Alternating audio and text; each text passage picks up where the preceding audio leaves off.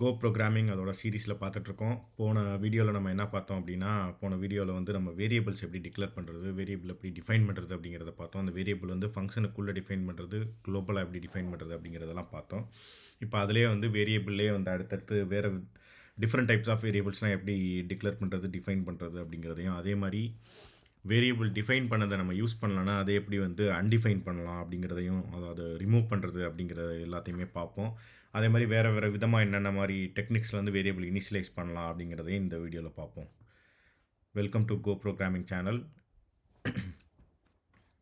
So நம்ம யூஸ்வலாக பண்ணுற மாதிரி தான் இதுக்குன்னு நம்ம எதுவுமே டெவலப்மெண்ட் டூல் அதெல்லாம் இன்ஸ்டால் பண்ணுறதில்ல. நம்ம ஜஸ்ட் ஆன்லைன் கோ கம்பைலர் அப்படின்னு சொல்லிட்டு கூகுளில் பண்ணோடனே நமக்கு இந்த go.dev/play வரும். இது பண்ணாலே வந்து உங்களுக்கு ஒரு ப்ரௌசர்லேயே நீங்கள் வந்து ப்ரோக்ராம் ரன் பண்ணலாம். ஸோ இப்போ நம்ம பேசிக்கான ப்ரோக்ராம் பண்ணோம். எல்லாத்துலேயுமே பேக்கேஜ் மெயின் இருக்கும். அப்புறம் இம்போர்ட் எஃப்எம்டி இது பிரிண்ட் பண்ணுறதுக்காக உண்டான ஃபங்க்ஷன்ஸ் எல்லாமே இதில் இருக்கும். நம்மளுக்கு ஏற்கனவே தெரியும், எல்லா ப்ரோக்ராம்லேயும் ஒரு ஃபங்க்ஷன் மெயின் அப்படிங்கிறது கண்டிப்பாக இருக்கணும். நம்ம போன வீடியோவில் பார்த்த மாதிரியே ஒரு வேரியபிள் வந்து நம்ம டிக்ளேர் பண்ணணும், டிஃபைன் பண்ணணும் அப்படின்னா வேர் num1 அப்படின்னு சொல்லிட்டு கொடுப்போம். இப்போது அந்த வேரியபிள் பிரிண்ட் பண்ணுறதுக்கு எப்படி பிரிண்ட் பண்ணுவோம் அப்படின்னா fmt.println of num1 அதை பண்ணிவிட்டு இங்கே நம்மளுக்கு ரன் அப்படிங்கிற பட்டன் இருக்குது. அதை ப்ரெஸ் பண்ண உடனே நமக்கு கீழே வந்து இந்த இடத்துல அவுட்புட் வரும். வெயிட்டிங் ஃபார் ரிமோட் சர்வர் இருக்குது ரன்.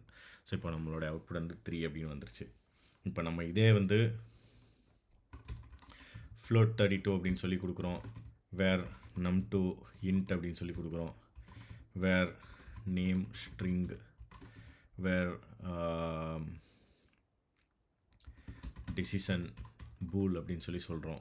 ஸோ இது மாதிரி 4 வேரியபிள் டிக்ளேர் பண்ணியிருக்கோம். இங்கே float 32 int string bool அப்படின்னு சொல்லிட்டு 4 விதமான வேரியபிள். இப்போ வந்து நம்ம num1 இதில் டிஃபால்ட் இப்படி எந்த வேல்யூமே நம்ம கொடுக்காம சும்மா பிரிண்ட் பண்ணோம் அப்படின்னா அந்த வேரியபிளில் என்ன டிஃபால்ட் வேல்யூ இருக்கோ அதை பிரிண்ட் பண்ணோம். ஸோ நம்ம இதோட ஒவ்வொரு வேரியபிளோட டிஃபால்ட் வேல்யூ பார்ப்போம். இப்போ நேம் fmt.println நெக்ஸ்ட் வந்து decision. ஸோ இதோட டிஃபால்ட் வேல்யூ என்ன அப்படின்னு பிரிண்ட் பண்ணோம் அப்படின்னா ரன் பண்ணும்போது நமக்கு 4 அவுட்புட் வருது. ஃபஸ்ட்டு 0, அது num1ஓடது. num2 again 0. நேம் வந்து எதுவுமே பிரிண்ட் பண்ணல, விச் மீன்ஸ் அந்த ஸ்ட்ரிங்கில் எதுவுமே கிடையாது, அதனால தான் எம்டி லைனாக இருக்குது. அடுத்தது டெசிஷன், இது வந்து ஃபால்ஸ் அப்படின்னு சொல்லிட்டு இருக்குது. இப்போ நம்ம வந்து இந்த ஸ்ட்ரிங்கில் வந்து ஒரு பேர் கொடுப்போம். ஸோ ஸ்ட்ரிங் அப்படின்னு சொல்லியே கொடுப்போம். ஸோ இப்போ ரன் பண்ணோம் அப்படின்னா ஸ்ட்ரிங்கில் வந்து ஸ்ட்ரிங் அப்படின்னு சொல்லிட்டு பிரிண்ட் பண்ணுது. இதே இதில் ஹலோ வேர்ல்டு அப்படின்னு சொல்லி கொடுத்தோம் அப்படின்னா ஸோ ஹலோ வேர்ல்டு அப்படின்னு சொல்லிட்டு பிரிண்ட் பண்ணும். ஸோ இது ஒரு விதமான. அடுத்தது வந்து ஒரு ஃப்ளோட்டிங் பாயிண்ட் வேரியபிள், அது எப்படி இனிஷியலைஸ் ஆகுது அப்படின்னு பார்ப்போம். இதுலேயே பார்த்தீங்க அப்படின்னா 3.14 அப்படின்னு சொல்லிட்டு வரும். ஸோ இங்கே இன்ட்டில் வந்து ஒரு 100 அப்படின்னு சொல்லி கொடுக்குறோம் அப்படின்னா, அதே மாதிரி பூலில் நம்ம ட்ரூ செட் பண்ணுறோம் அப்படின்னா, இப்போது num1ல் 3.14 ஸ்டோர் பண்ணியிருக்கோம், அது பிரிண்ட் ஆகிடுச்சு. அடுத்தது num2ல் வந்து 100 ஸ்டோர் பண்ணியிருக்கோம், 100 பிரிண்ட் ஆகிடுச்சு. ஸ்ட்ரிங்கில் வந்து ஹலோ வேர்ல்டு ஸ்டோர் பண்ணியிருக்கோம், ஹலோ வேர்ல்டு பிரிண்ட் ஆகிடுச்சு. நெக்ஸ்ட்டு பூல் அந்த வேரியபிள் டெசிஷனில் வந்து ட்ரூ அப்படின்னு சொல்லிட்டு ஸ்டோர் பண்ணியிருக்கோம், ட்ரூ பிரிண்ட் ஆகிடுச்சு. ஸோ இது வந்து வேரியபிள் வந்து நம்ம எப்படி டிக்ளேர் பண்ணுறது, டிஃபைன் பண்ணுறது, இனிஷியலைஸ் பண்ணுறது அப்படிங்கிறது பார்த்தோம். இப்போது நம்ம வந்து இன்னொரு விதமாக எப்படி பண்ணுறது அப்படின்னு பார்ப்போம். இப்போ இதை விட்டுருவோம். நேம்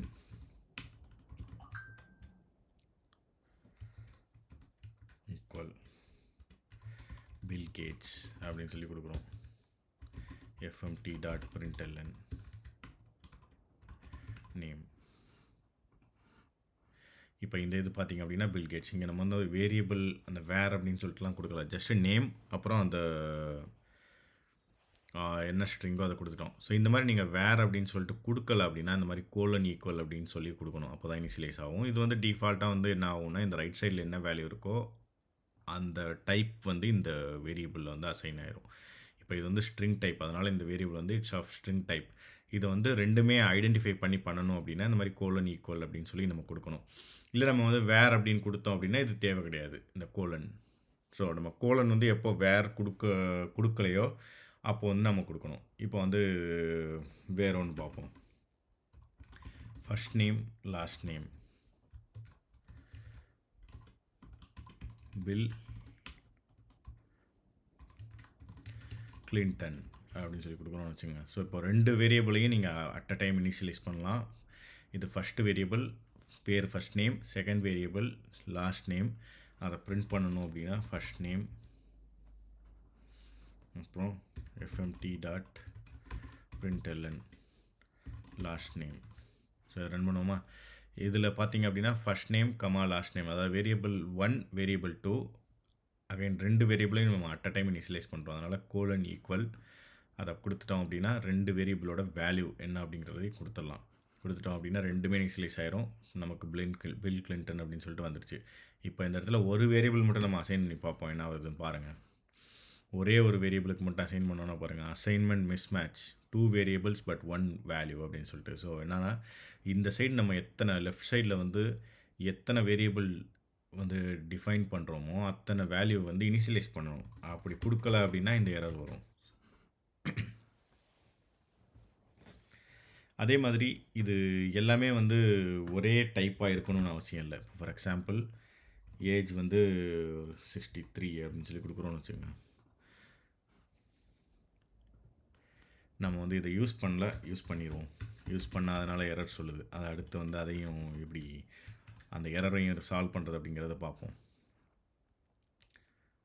இப்போ பாருங்கள், பில் கேட் 63 3 வேரியபிள் டிஃபைன் பண்ணியிருக்கோம். 3ல் 2 ஸ்ட்ரிங் அப்புறம் ஒரு இன்டீஜர் வேரியபிள். இந்த மாதிரி எல்லாமே ஒரே டைப்பாக இருக்கணும்னு அவசியம் கிடையாது. 3மே 3 டிஃப்ரெண்ட் டைப்பாகவும் இருக்கலாம். இதே மாதிரி வேறு எப்படி சால்வ் பண்ணலாம் அப்படின்னு பார்த்தீங்க அப்படின்னா, நீங்கள்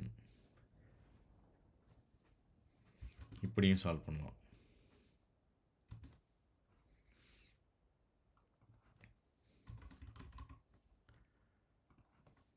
ஸோ நம்ம வேர் அப்படின்னு சொல்லி கொடுத்துட்டோன்னா இந்த கோலன் தேவையில்லை. அப்படி கொடுக்கல அப்படின்னா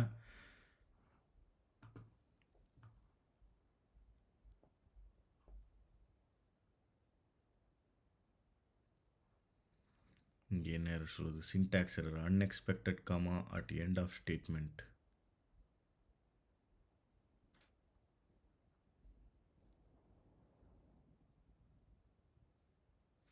நம்ம இங்கே என்ன காமா கொடுத்துருக்கோம்? எதுவுமே கொடுக்கலையே. 32. ஸோ இது அலோவ் பண்ண மாட்டேங்குது. யூஸ்வலாக அது கம்பைலர் இந்த மாதிரி நம்ம டிஃபைன் பண்ணுறது வந்து ஆமாம், இந்த மாதிரி நம்ம டிஃபைன் பண்ண முடியாது. இல்லை, அதாவது நம்ம வந்து வேர் அப்படின்னு சொல்லி கொடுக்கல அப்படின்னா நம்ம வந்து டிஃப்ரெண்ட் டைப்ஸை வந்து இனிஷியலைஸ் பண்ணலாம் ஒரே லைனில். ஆனால் வேர் அப்படின்னு சொல்லிட்டு இனிஷியலைஸ் பண்ணும்போது நம்ம அது மாதிரி பண்ண முடியாது. அதே இது எப்படி ஃபிக்ஸ் பண்ணலாம் அப்படின்னா, நீங்கள் ஜஸ்ட் இந்த ஸ்ட்ரிங்கை மட்டும் எடுத்துகிட்டு இந்த இன்ட் எடுத்துட்டோம் அப்படின்னா இப்போ வந்து நீங்கள் பண்ணலாம். இப்போ பாருங்கள், ஸோ வேர் தான், ஆனால் கோலன் தேவையில்லை. அதே மாதிரி நீங்கள் டைப்பையும் ஸ்பெசிஃபை பண்ணல, ஏன்னா ஸ்பெசிஃபை பண்ண தேவையில்லை. இந்த டைப் வந்து ஆட்டோமேட்டிக்காகவே டிடெக்ட் பண்ணிடும். இப்போ for example first initialization value string, அதனால் அந்த ஃபஸ்ட் நேம் வந்து ஸ்ட்ரிங்னு இருக்கும். கேட்ஸ் அப்படிங்கிறது செகண்ட் வந்து ஸ்ட்ரிங், அகைன் லாஸ்ட் நேம் வந்து ஸ்ட்ரிங் அப்படின்னு சொல்லிட்டு டிஃபைன் பண்ணிடும். தேர்ட் வேல்யூ வந்து இன்டிஜர் வேல்யூ, அந்த இன்டிஜர் வேல்யூ ஏஜில் ஸ்டோர் ஆயிரும். ஸோ நம்ம எக்ஸ்பிளிசிட்டாக வந்து குறிப்பிட்டு சொல்லணும்னு அவசியம் இல்லை. இந்த மாதிரி இந்த 2 வேரியபிள் வந்து ஸ்ட்ரிங் அப்படின்னு சொல்லிட்டு அது தானாகவே டிஃபைன் பண்ணிடும். இப்போ அந்த வேர் கொடுக்கலன்னா நம்ம அந்த கோலன் கொடுக்கணும். அதை மட்டும் நல்லா ஞாபகம் வச்சுக்கணும் நீங்கள். இதே மாதிரி இன்னொரு வகையில் நீங்கள் எப்படி பண்ணலாம் அப்படின்னா, இதை நம்ம கமெண்ட்டுக்கு இந்த மாதிரி டபுள் ஸ்லாஷ் பண்ணால் கமெண்ட் அப்படின்னு சொல்லி பார்த்தோம். இந்த மாதிரியும் நீங்கள் பண்ணலாம். First name bill, last name string Clinton, age 70.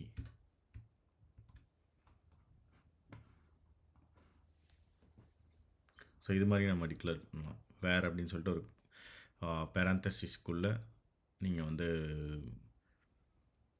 First name, last name, age 3யுமே இப்படியும் டிஃபைன் பண்ணலாம். ஸோ நிறைய விதமாக இருக்குது. நிறைய விதமாக நம்ம வந்து டிஃபைன் பண்ணலாம் வேரியபிள்ஸ் மாதிரி கோ ப்ரோக்ராமிங் லாங்குவேஜில். இப்போ நம்ம ஒரு விஷயம் என்ன பார்த்தோம் அப்படின்னா, நம்ம வந்து இந்த ஏஜ் வந்து யூஸ் பண்ணலான்னா ஒரு எரர் வந்தது. ஃபார் எக்ஸாம்பிள் இந்த ஏஜை கமெண்ட் பண்ணுவோம் பிரிண்ட் பண்ணுறதுல.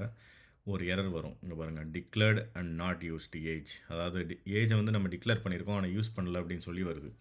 அந்த மாதிரி இதை குயிக்காக ஃபிக்ஸ் பண்ணணும் அப்படின்னா இது மாதிரி நம்ம பண்ணிடலாம். இப்போ பார்த்தீங்கன்னா அந்த எரர் போயிடுச்சு. அதே மாதிரி மிச்சம் உள்ளதுக்கு அவுட்புட் வந்துருச்சு. இது என்ன சொல்கிறோம் அப்படின்னா இந்த ஏஜ்ன்ற வேரியபிள் டிக்ளேர் பண்ணியிருக்கோம் நம்ம. ஆனால் டிக்ளேர் பண்ணி யூஸ் பண்ணலைன்னு அர்த்தம். ஸோ யூஸ் பண்ணலை அப்படின்னா கம்பைலர் வந்து ஒரு எரர் கொடுக்கும். அந்த எரரை நம்ம அவாய்ட் பண்ணணும் அப்படின்னா அல்லது சப்ரஸ் பண்ணணும் அப்படின்னு நினச்சோம் அப்படின்னா இந்த மாதிரி அண்டர்ஸ்கோர் ஈக்குவல் ஏஜ். அண்டர்ஸ்கோர் அப்படின்னா என்ன சொல்கிறோன்னா இந்த வேரியபிளை வந்து நம்ம அன்டிஃபைன் பண்ணுறோம், ரிமூவ் பண்ணுறோம் அப்படின்னு அர்த்தம். அதே மாதிரி இன்னொரு விஷயம் என்ன பண்ணலாம் அப்படின்னா இப்போ இந்த வேரியபிள் அப்படி வச்சுக்குவோம்.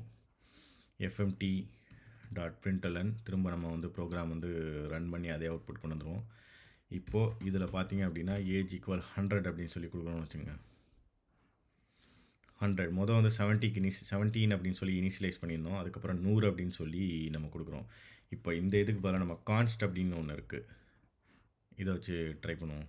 இங்கே பாருங்கள் கான்ஸ்ட் அப்படின்னு சொன்னால் நீங்கள் ஒரு தடவை டிஃபைன் பண்ணிட்டீங்கன்னா அந்த வேல்யூ வந்து அடுத்து மாற்றவே முடியாது. இப்போது அந்த வேல்யூ மாற்றலை அப்படின்னா வேர்னு சொன்னோம்னா வேரில் என்ன வேரியபிள் டிக்ளேர் பண்ணுறோமோ அந்த வேரியபிள் வந்து அடுத்து வேல்யூ மாற்றுறதுனா மாற்றலாம். ஆனால் கான்ஸ்ட் அப்படின்னு சொல்லி டிக்ளேர் பண்ணுறது எல்லாமே கான்ஸ்டன்ட். அதோட வேல்யூவை மாற்றவே முடியாது நீங்கள் என்ன பண்ணாலுமே.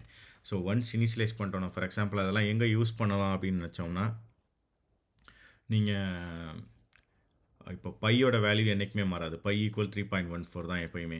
ஸோ அந்த மாதிரி ஒரு சில வேல்யூஸ் வந்து எப்போயுமே மாறாது. அந்த மாதிரி மாறாத வேல்யூஸ்க்கு வந்து நீங்கள் கான்ஸ்ட் அப்படின்னு சொல்லி டிஃபைன் பண்ணலாம்.